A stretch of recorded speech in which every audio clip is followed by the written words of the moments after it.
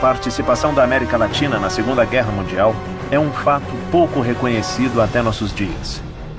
A importância estratégica que os latinos tiveram em episódios bélicos, diplomáticos e nas negociações dos blocos em guerra por seus recursos tomou muitas formas.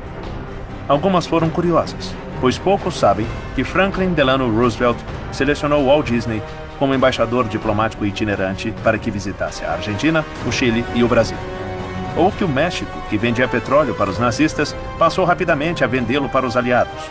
Muito menos que uma colônia nazista com regime escravista se desenvolvia em um local isolado no Chile, ou que houve soldados brasileiros lutando na Itália.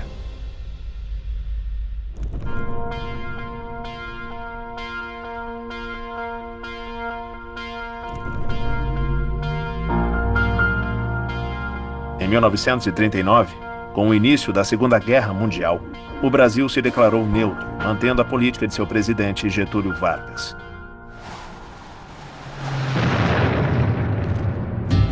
A partir da entrada dos Estados Unidos no conflito, o governo brasileiro decidiu oferecer bases aéreas na ilha de Fernando de Noronha e ao longo da costa norte e nordeste do Brasil para receber aviões militares americanos. A partir disso, se iniciou o ataque por parte das forças do eixo a navios mercantes brasileiros.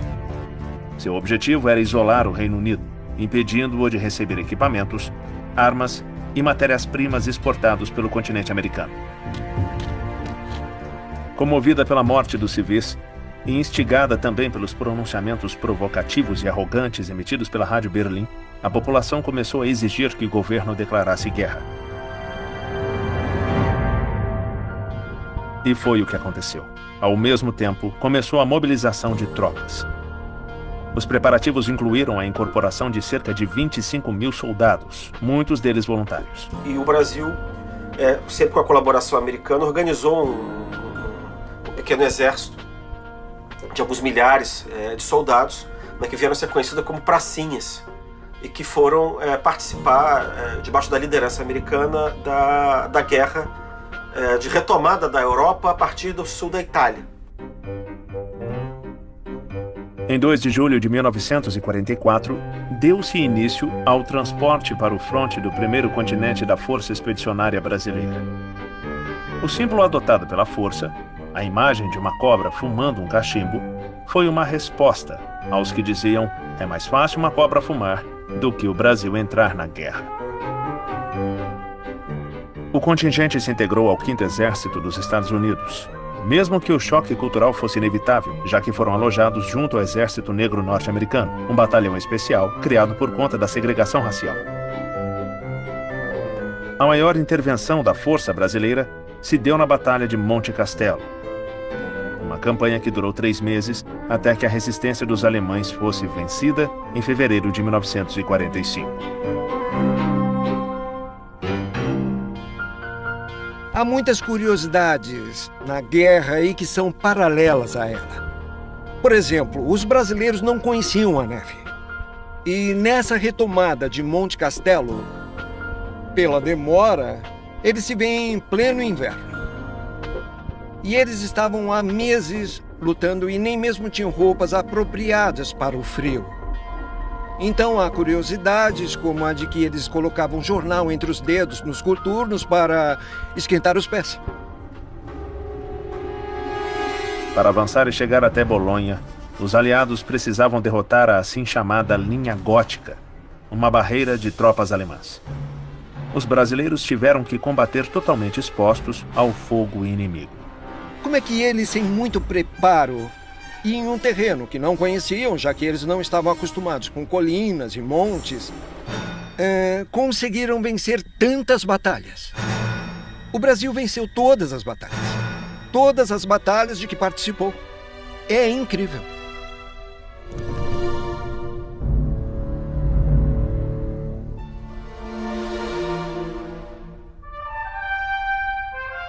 Em meados de 45, chega à Europa a Força Expedicionária Brasileira, com 25 mil homens que iam combater os alemães a partir do sul da Itália. Mas naquela época também se questionou muito o presidente Getúlio Vargas por sua posição ambígua frente ao conflito mundial. Quando a guerra estava para começar, alguns dos principais investimentos no Brasil eram alemães. Então, muito seria perdido ao entrar no conflito.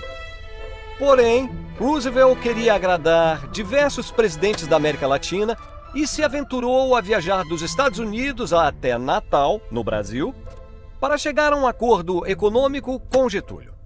Eles discutiram investimentos, falaram de finanças, organizaram a Força Expedicionária Brasileira e, finalmente, todos os investimentos foram utilizados para a siderurgia do Brasil. Hoje, os ex-combatentes que ainda estão vivos recebem uma pensão que foi conquistada com sangue, suor e lágrimas.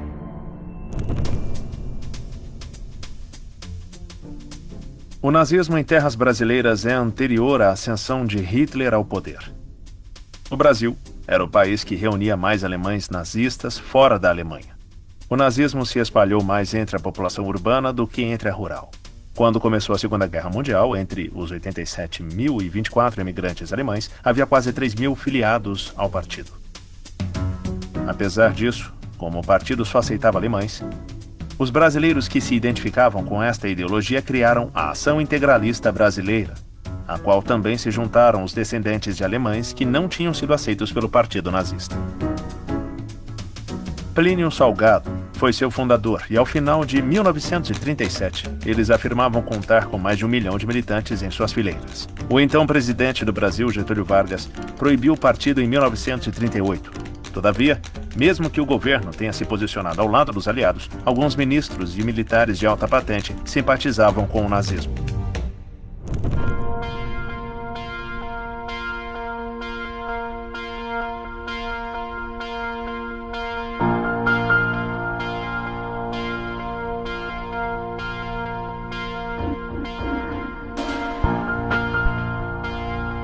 Em 10 de julho de 1945, se rendeu na base de submarinos de Mar del Plata o submarino nazista U-530, comandado por Otto Wellmann.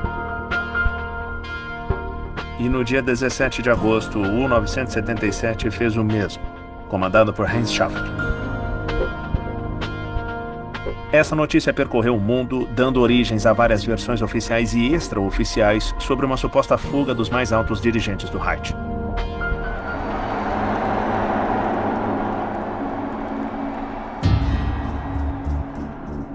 Em 12 de maio de 1945, o comandante Otto Wellmann, no comando do submarino U-530, que estava destinado à costa norte-americana, adentrou no Atlântico. Ele havia recebido a notícia de que a guerra havia acabado. A Alemanha havia se rendido. Suas ordens também eram para se render. Ele tinha como opções as costas da Espanha e da Argentina e preferiu seguir rumo ao Mar Austral. Wellmann era um jovem de 24 anos que se entregou vestido com seu traje de gala. Quase nenhum de seus marinheiros ou oficiais era mais velho do que ele. Eles tinham sido muito influenciados de um jeito ou de outro pela propaganda do regime nazista, em que instava a juventude a lutar até o último homem e até a última bala, mesmo os garotos de 14 anos, porque os russos, quando conquistassem a Alemanha, iam esterilizar todos os homens, transformar o país em um terreno agrícola, todos os jovens de mais de 21 anos iriam para um campo de concentração na Sibéria. Isso era o que diziam a eles acreditavam nisso.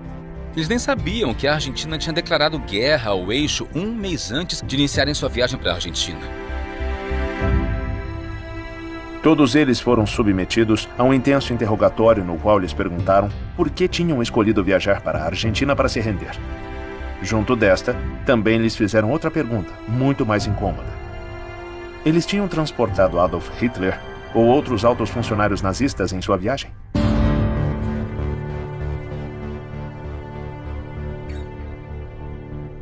Ao contrário do U-530, o U-977 ainda tinha todas suas armas e documentos. Schäfer teve de responder ao mesmo interrogatório.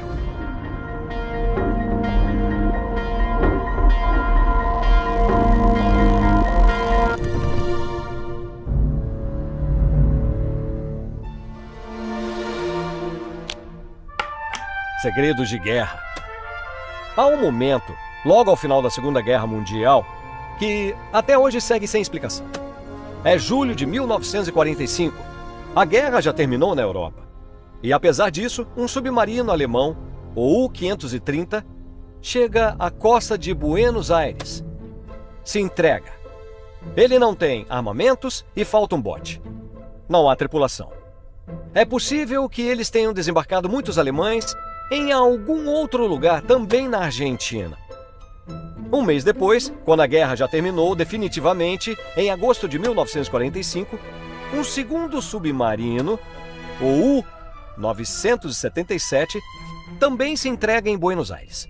A diferença é que ele está com seus documentos, seus botes, está com suas armas, está completo. Estas perguntas, mesmo 75 anos depois do fim da guerra, seguem abertas. A Operação Ultramar Sul consistiu supostamente da fuga em submarinos de mais de 50 dirigentes nazistas para a Argentina. Ao final da guerra na Europa, um comboio reforçado de submarinos partiu da Noruega até o arquipélago de Cabo Verde. E de lá continuou até o litoral marítimo argentino. Ela foi a última missão secreta do Terceiro Reich. E foi concebida originalmente como um plano de fuga para Hitler junto a seus íntimos e colaboradores mais próximos para a vasta e despovoada Patagônia Argentina. Em 1996, exatamente a 41 graus e 3 minutos de latitude sul e a 64 graus e 3 minutos de longitude oeste, foram detectadas as silhuetas das supostas embarcações. Esta notícia fez com que a Marinha Argentina realizasse, no ano seguinte, a Operação Calypso, destinada a encontrar os dois submarinos. Apesar disso, a operação foi abortada, segundo fontes oficiais, devido a uma falha no radar. O relatório da Operação Calypso se encontra arquivado como segredo de Estado.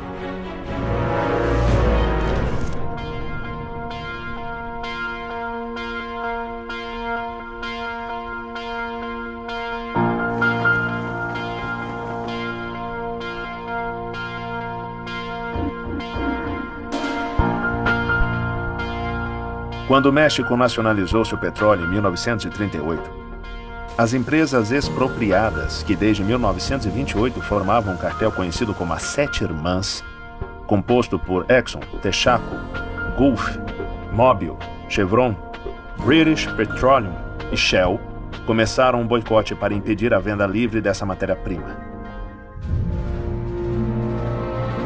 A razão é que elas tinham perdido o monopólio que lhes permitia controlar a exportação através de suas filiais locais. O México estava tentando exercer o controle sobre seu petróleo soberano desde 1917, sem nunca conseguir. Cada vez que algum presidente mexicano do período revolucionário queria cobrar algum imposto das petroleiras por extraírem nosso petróleo, eles praticamente organizavam uma guerra civil. Toda a Revolução Mexicana é a guerra secreta das petroleiras para continuar controlando o petróleo mexicano. A Segunda Guerra Mundial acabava de eclodir, e o objetivo do governo mexicano era valorizar o petróleo e lucrar o máximo possível. Isso significava negociar com os dois lados. Os lobistas que trabalhavam para a Alemanha queriam se apossar do petróleo mexicano para oferecê-lo ao Terceiro Reich. Eles conseguiram, e em poucos meses, o México vendeu aos alemães todo o combustível que precisavam para conquistar a Tchecoslováquia e invadir a Polônia e a França. A negociação com o eixo esteve a cargo do petroleiro texano William Rhodes Davis, que a partir de sua pequena empresa sediada em Houston, a Davis Oil, havia obtido um contato direto com Himmler, chefe das SS, e com o Marechal Goering, comandante da Força Aérea Alemã, a Luftwaffe.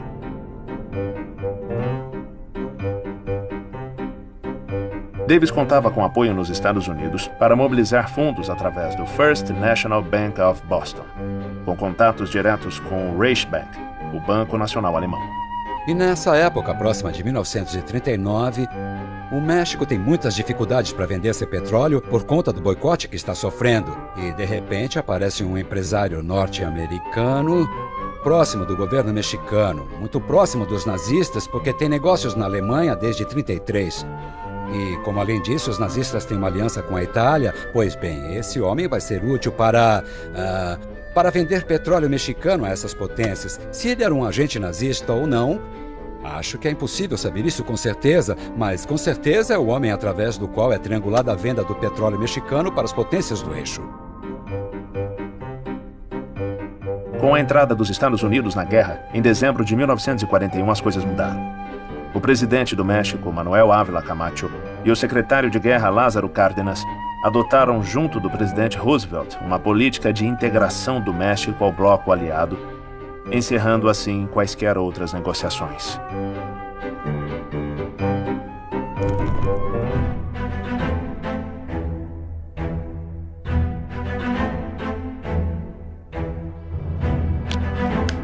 Dizem que o petróleo é o manancial do diabo, e ao menos para o México foi assim. Ele foi o elemento que gerou mais alvoroço e, sobretudo, grandes intrigas às vésperas da Segunda Guerra Mundial. Em 18 de março de 1938, o México expropriou sua indústria petroleira. Durante cerca de 1 ano e meio antes do começo da guerra, isso permitiu que o governo mexicano pudesse vender, através de William Davis, petróleo para as potências do eixo. Mas, a partir de 1º de setembro de 1939, quando começou a Segunda Guerra Mundial, Washington deu um murro na mesa e obrigou as companhias petroleiras estrangeiras a pagarem ao México o que deviam, e o México, por sua vez, ia indenizá-las. A partir desse momento, todo o petróleo mexicano passou para as mãos dos aliados, e isso incomodou o eixo. Em 1942, 6 navios petroleiros mexicanos foram afundados por alemães. 2 deles, os principais, o Farra de Ouro e o Potrero de Llano, foram os que mais tiveram vítimas. Isso levou o México a entrar na Segunda Guerra Mundial. Nesse período, este famoso e misterioso homem, William Davis, morreu. Até hoje, apesar de uma investigação feita pelo FBI, não se sabe se ele foi envenenado ou morreu de causas naturais. O fato é que esse mistério, de 75 anos, continua.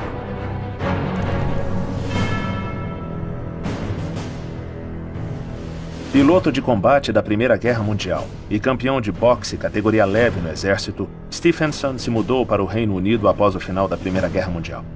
Seu codinome era Intrépido e sua contribuição para os esforços dos aliados na guerra foi decisiva. Este ícone da inteligência britânica foi o homem que inspirou Ian Fleming a criar seu mítico personagem James Bond. Esse homem extremamente capaz no combate mano a mano, heróico, com uma personalidade envolvente e uma predileção pelos martinis, tem características que lembram muito as do agente 007.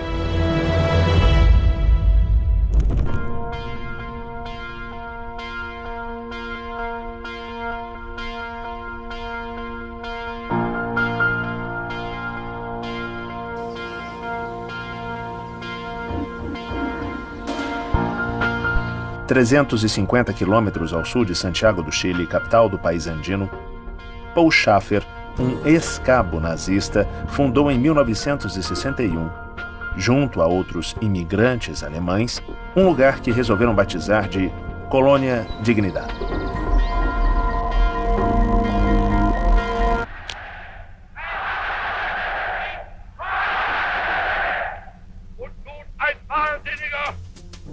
Schaeffer, que participou da juventude hitlerista e foi enfermeiro dos batalhões alemães na Segunda Guerra Mundial, nunca abandonou as ideias que o nazismo lhe inculcou durante sua juventude. Após a derrota da Alemanha em 1945, ele fundou uma sociedade beneficente, que foi fechada após acusações de abuso sexual de menores. Anos depois, ele chegou ao Chile e, na região de Maule, comprou um terreno de 3.000 hectares, dando início ao assentamento de famílias. Se tratava de elementos selecionados, algumas centenas de cidadãos alemães e chilenos educados como alemães. A vila prosperou rapidamente graças à sua produção agrícola e pecuária. O lugar era promovido como uma experiência diferente. Os homens se dedicavam à agricultura, as mulheres aos trabalhos domésticos, e as crianças participavam de coros e grupos de dança. Os arquivos que vieram a público mostraram anos depois que tudo isso era uma fachada. No posterior julgamento de seus fundadores, foi descoberto que durante mais de 3 décadas eles puseram em prática um sistema de doutrinamento e trabalho escravo.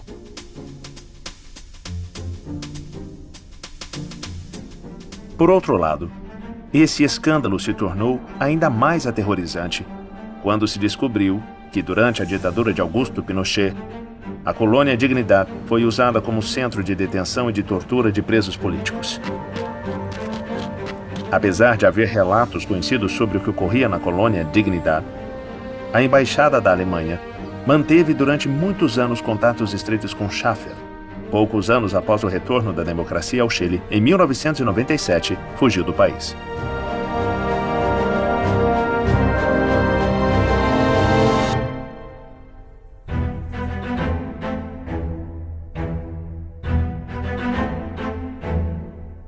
Paul Schaeffer é um desses personagens obscuros do nazismo alemão que sobreviveram à guerra. Ele migrou para o Chile para fundar uma colônia com um nome que é quase absurdo, Colônia Dignidad.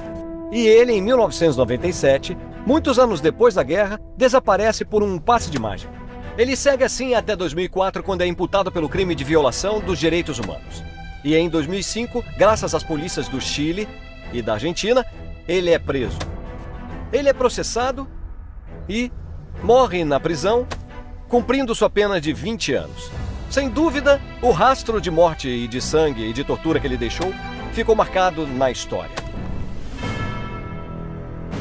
Nueva Germânia foi fundada como uma colônia alemã em 23 de agosto de 1887 pelo Dr.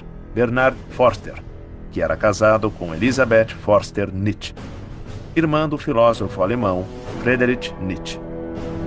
Fundada em um território muito distante, isolado da população, os imigrantes que ela atraiu com a promessa de encontrar melhores oportunidades não eram agricultores, já que a pobreza do solo ficou clara durante o longo tempo que os colonos perderam tentando cultivá-la.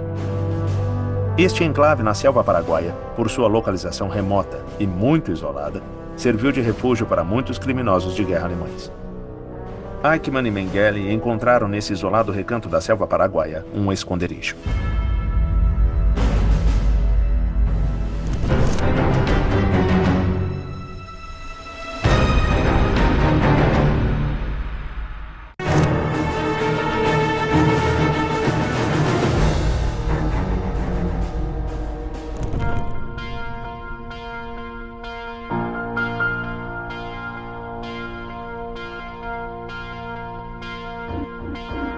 Em 1941, Nelson Rockefeller, coordenador das relações entre os governos latino-americanos e o Departamento de Estado, convidou Walt Disney a fazer uma viagem amigável à Argentina, Brasil, Peru e Chile.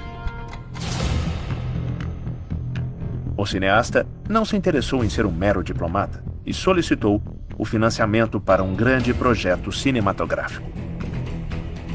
O governo americano desenvolveu uma política chamada de política de boa vizinhança com a América do Sul, que incluía, evidentemente, o Brasil. E na tentativa de atrair o Brasil para sua órbita de influência de maneira mais efetiva, o governo americano promoveu um conjunto de ações na esfera cultural, sobretudo audiovisual, quer dizer, era uma espécie de, o que hoje se chama de soft power, influência não pela força das armas, mas pela força da cultura. As Américas possam ter equipamento e treinamento. Por mais que as viagens de Disney tenham sido esforços políticos de Roosevelt para conseguir aliados nos marcos da Segunda Guerra Mundial, eles também permitiram que o diretor e empresário captasse a cultura e o folclore latino-americano em 2 animações. No Brasil, Disney falou com o criador de Aquarela do Brasil, Ari Barroso, e foi recebido pelo presidente Getúlio Vargas em um suntuoso banquete. Foi um dia completo, com visitas a fazendas, zoológicos, escolas, galerias de arte e até praias. Tudo para absorver a cor e os costumes do lugar. Após 3 semanas, a comitiva se dirigiu a Buenos Aires, onde as autoridades montaram um estúdio em miniatura. Tanto no Brasil como na Argentina, Mickey, Donald e Pluto eram extremamente populares. Disney dançou chacareiras e comeu assado em uma estância nos arredores da capital, onde se vestiu de gaúcho. É um verdadeiro banquete dos Pampas, este delicioso assado preparado especialmente para nós, por nossos bons amigos gaúchos. O grupo passou um mês em Buenos Aires e voou rumo a Mendoza. De lá, Todos partiram para Santiago do Chile, onde ficaram uma semana. O voo nos deu a ideia de um novo personagem. Um aviãozinho chamado Pedrito. Disney pôde ver nesta viagem o alcance que sua empresa teria no pós-guerra e firmou uma aliança com o governo dos Estados Unidos, interessada em seu papel de ponta de lança propagandística.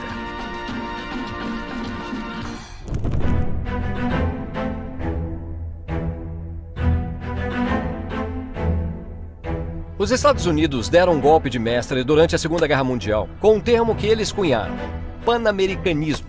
Ou seja, que todos os países da América Latina deviam estar unidos. E, é claro, encabeçados pelos Estados Unidos e com o Canadá incluso também. Quer dizer, toda a América. Isso ia muito além do sonho bolivariano. E com quem eles contaram? Com gente como Walt Disney, como vimos agora, que fez uma excursão, uma grande turnê por toda a América Latina, na qual levava desenhistas, músicos, bailarinos, ou seja, levava a Disneylândia praticamente para cada um desses países para criar toda uma ideia de que éramos amigos e devíamos nos unir. Além disso, ele criou alguns produtos interessantes como o filme Você Já Foi à Bahia? Em que havia 3 personagens principais: o Pato Donald, que era dos Estados Unidos, Panchito, o mexicano, e o Zé Carioca, brasileiro. Os 3 percorreram a América Latina entre bailes e canções, se utilizando dos clichês típicos de cada um dos países, mas que todos juntos se transformavam em uma grande festa de cores e danças. Esse foi o esforço feito pela indústria cinematográfica norte-americana, mas também é preciso dizer: Walt Disney veio nessa turnê para fazer este filme que lhe rendeu muito dinheiro. E de fato, ele tinha dívidas pendentes na Califórnia, que se recusava a pagar. Ao mesmo tempo, o governo dos Estados Unidos precisava desse esforço de propaganda e ideológico para combater o risco de espionagem ou de intervenções das potências no eixo da América Latina. E assim, ao final, o Walt Disney triunfou.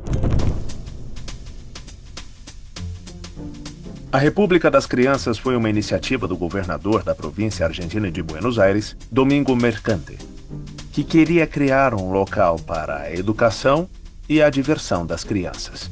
A ideia entusiasmou o presidente Perón. No total foram construídos 35 edifícios feitos na escala de uma criança de 10 anos, com um centro cívico em que encontramos os 3 poderes públicos: a Casa do Governo, de estilo gótico, a Legislatura, inspirada no Parlamento inglês, e o Palácio da Justiça.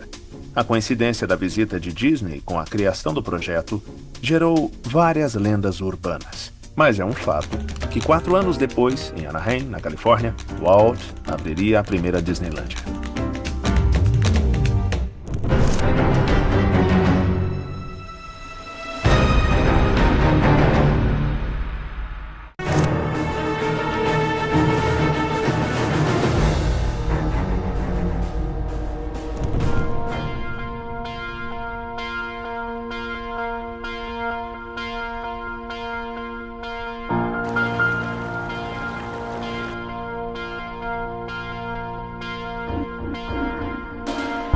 Antolín Jiménez Gamas, tenente-coronel no exército de Francisco Pancho Villa, em 1942, fundou a Legião dos Guerrilheiros Mexicanos. Seu objetivo era estar preparado para o caso dos nazistas tentarem invadir o México.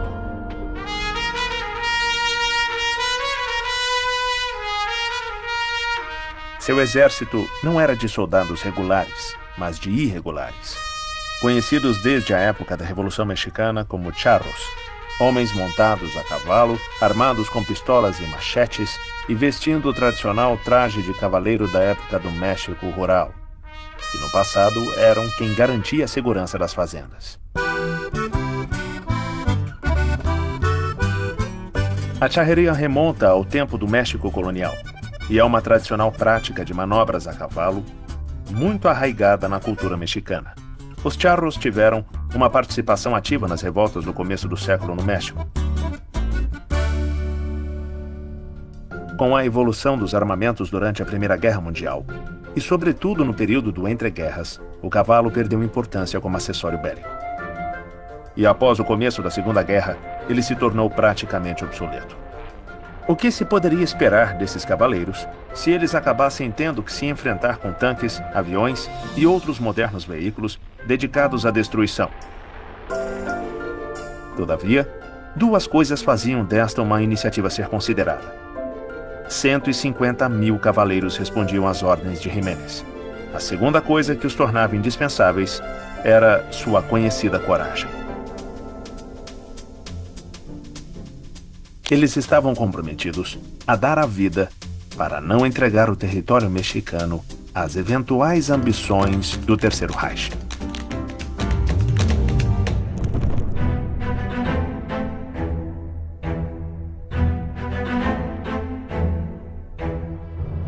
Em 1948, foi lançado no México um filme que se chamava Charros contra Gangsters.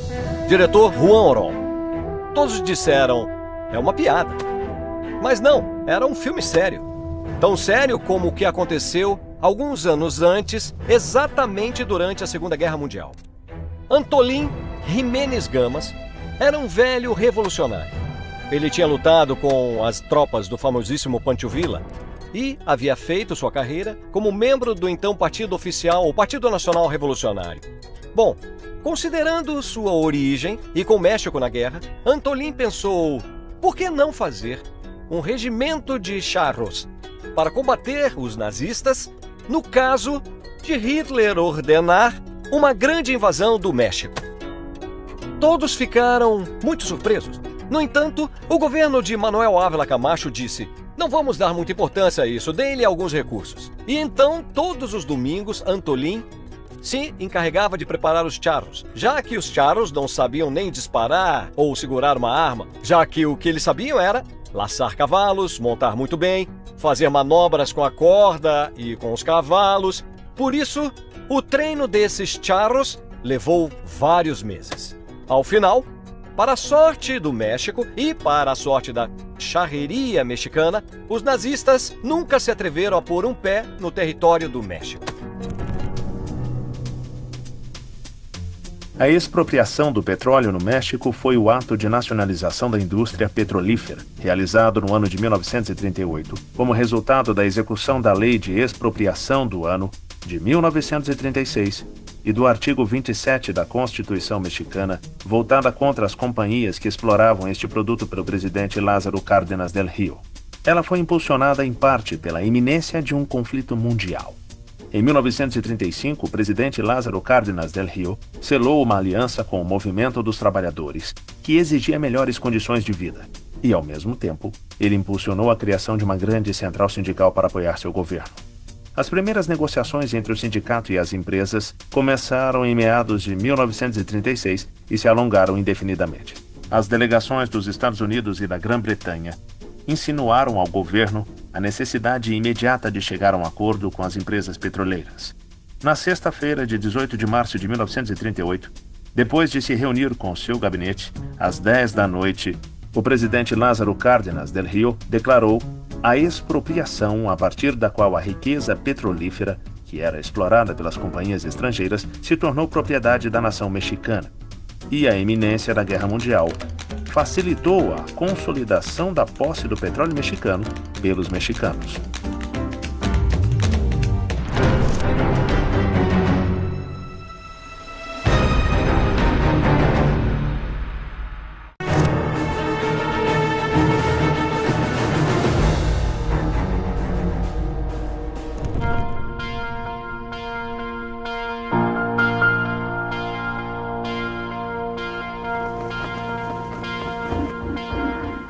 Muitos japoneses que moravam no Peru, desde muitas décadas antes da guerra, foram transportados para campos de concentração norte-americanos.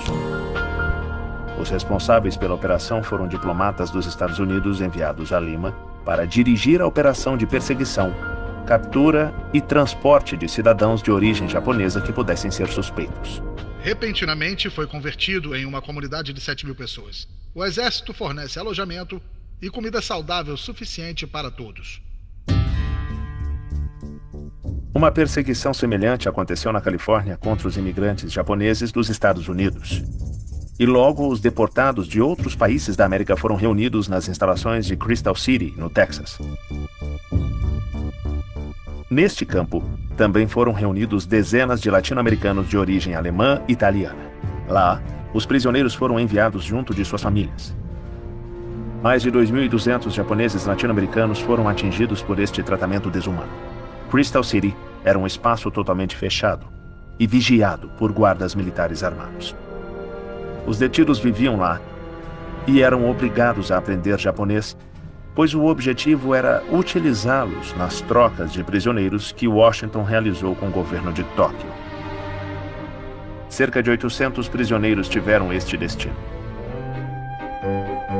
Ao final da Segunda Guerra Mundial, frente à recusa do Peru e de outros governos latino-americanos de receber os sobreviventes, os funcionários organizaram a deportação de mais de 1.000 prisioneiros para o Japão. Mas cerca de 350 se negaram a ser enviados para o Japão e conseguiram permanecer no território dos Estados Unidos graças a organizações de auxílio civil.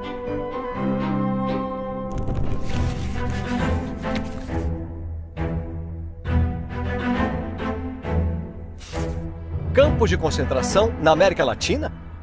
De fato, e isso não é um segredo. Mas atenção, são campos de concentração para prisioneiros, não campos de extermínio, e há uma grande diferença. Houve campos no México, no Peru, no Brasil e na Colômbia. Para lá levavam todos os cidadãos dos países e das potências do eixo. Isto foi feito devido à suspeita de que eles poderiam conspirar ou espionar a favor das potências do eixo. Ao final, o governo dos Estados Unidos decidiu indenizar aos japoneses que já moravam nos Estados Unidos e os compensou com uma quantia de alguns milhares de dólares. Mas para os japoneses que moravam há muitos anos no Peru, nenhuma compensação foi dada e eles acabaram perdendo sua história, suas raízes, os investimentos, os negócios. Eles perderam sua dignidade e alguns perderam até suas vidas. Em 1936, os Jogos Olímpicos foram realizados na Berlim hitlerista. Nestas condições, a seleção de futebol do Peru disputou as quartas de final contra a seleção austríaca. A partida foi muito controversa e o jogo foi até a prorrogação, quando os peruanos obtiveram uma vantagem sobre os austríacos, conseguindo marcar 2 gols. Hitler estava num palco no estádio. O Peru ganhou por 4-2, apesar do árbitro, para evitar o desgosto do Führer, ter anulado 3 gols peruanos. Os dirigentes da época, a FIFA e o Comitê Olímpico, se reuniram naquela mesma noite e anularam a partida devido a uma suposta invasão do campo pelos torcedores peruanos que teriam agredido os jogadores austríacos. Sem sombra de dúvida, uma equipe composta por afro-americanos e latinos não podia vencer na frente de Hitler contra jogadores de futebol arianos.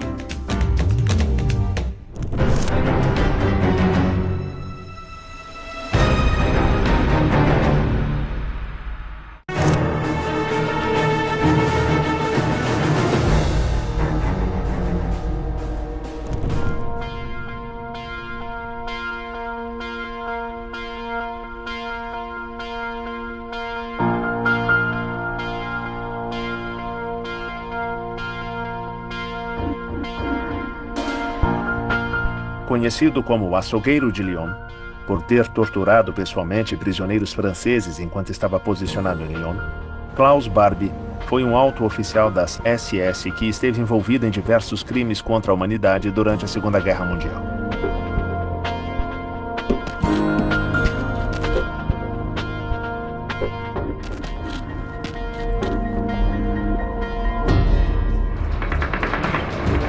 Seu período como comandante na cidade de Lyon deixou uma enorme quantidade de vítimas francesas.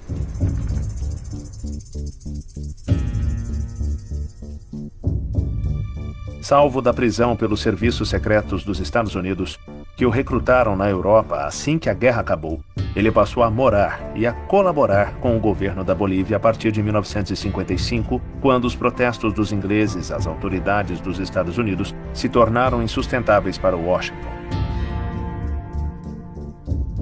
A escolha da América do Sul foi por ser um terreno seguro devido ao alinhamento ideológico das frequentes ditaduras latino-americanas com os Estados Unidos e seu anticomunismo. Ele foi descoberto durante os anos 70 em Lima através de investigações de jornalistas e dos caçadores de nazistas que se dedicavam sozinhos à tarefa de perseguir estes criminosos fugitivos. Em fevereiro de 1983, ele foi extraditado para a França, julgado e condenado à prisão perpétua. Ele foi acusado da eliminação de centenas de pessoas e finalmente foi condenado por 341 crimes. Entre eles, pela morte do maior dirigente da resistência na França de Vichy, Jean Moulin. Klaus Barbie morreu na prisão em 25 de setembro de 1991, em decorrência de uma leucemia.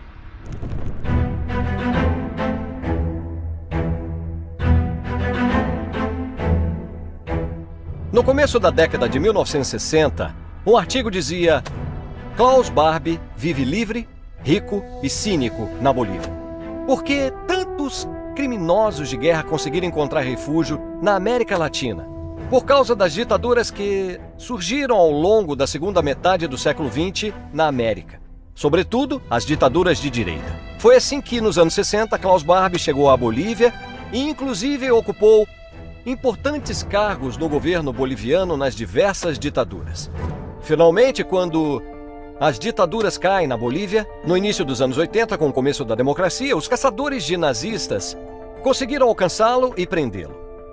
Ele foi deportado para a França por crimes contra a humanidade, mas apesar disso, escapou da morte. Ele ficou preso por 20 anos, mas faleceu em 1991.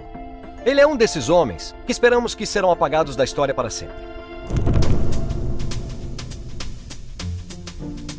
O assim chamado Massacre de Catavi foi um ataque por parte de forças do exército boliviano aos acampamentos de uma mina de estanho situadas no departamento de Potosí. O governo da Bolívia tinha colocado a mineração sob controle militar para garantir a extração de estanho, vital para a produção de armamento bélico. Isso ocorreu sob a presidência do general Henrique Peñaranda, que estava sob pressão dos aliados para reprimir um protesto dos mineiros por melhores condições de trabalho. Neste trágico dia de 21 de dezembro de 1942, as tropas destacadas para a mina dispararam contra os trabalhadores e suas famílias em 2 momentos. O massacre de Catavi teve enormes repercussões políticas e o presidente da Bolívia se viu forçado a renunciar.